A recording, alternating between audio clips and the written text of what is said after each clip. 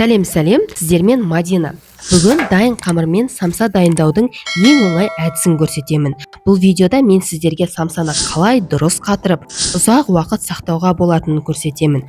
Бұл жұмыс басты аналарға, студенттерге, сонымен қатар аяқ асты қонақ келіп қалған кезде сізді құтқаратын керемет әдіс. Сонымен қатар бұл видеода дайын қамырды қолдану, салма дайындау, самса қатыратын техника, мұздатылған самсаны пісіру әдісін көрсетемін. Видеоны көрмес бұрын арнаға жазылып, рецепттерді жіберіп алмас үшін қоңыраушаны басып қойыңыз. Сұрақтарыңыз бар болса, пікірге қалдырыңыз.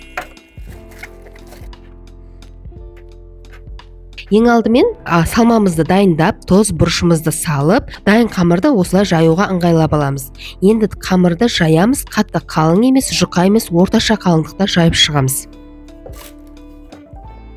Және ескере кететін жайт, қамырларды осындай пакетке салып қойғаныңыз дұрыс, себебі кеуіп кеткеннен кейін түйген кезде бірігіп бір-біріне жабыспай қалады. Мінекей дайындап алдық, енді ішіне салмамызды салып, үш бұрыш қылып түйіп шығатын боламыз. Қыздар әсіресе қонақ күтуден алдын, бір күн алдын осылай самсаларыңызды дайындап қойсаңыздар, ертесіне көп уақыттарыңызды экономдайсыздар.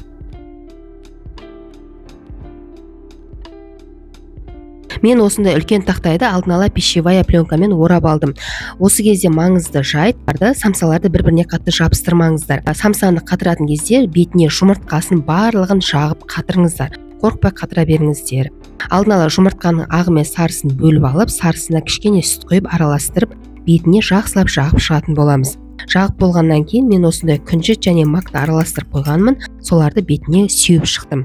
Осылай барлығын дайындап қойсаңыз, асыққан кезде тек духовкаға қыздырып, алдын ала 180 градусқа жақсылап қыздырып аласыз.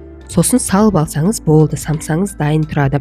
Алдын ала жібітіп, ерітіп алудың ешқандай қажеті жоқ. Осылай сақтап, морозилікке кемінде 1 айға дейін сақтай берсеңіз болады. Ішіне ештеңе болмайды. Бірақ ескере кететін жайт, пергамент қағазын міндетті түрде төсеңіз, себебі самса ерген кезде суы ағып, асты күйіп кетуі мүмкін. Бұл видеода сіздер самса қатырылатын техника, мұздатылған самсаны пісіру әдістерін үйрендіңіздер деп ойлаймын. Арнаға жазылып, жаңа рецепттерді жіберіп алмас үшін қоңыраушаны басып қойыңыз. Сұрақтарыңыз болса, пікірге қалдырыңыз. Сіздермен бірге болған Мадина, ютубтан Мадинадан рецепт деп жазып, менімен бірге отбасыңызға дәмді ас пен қуаныш сыйлаңыз. Сіздермен бірге болған Мадина.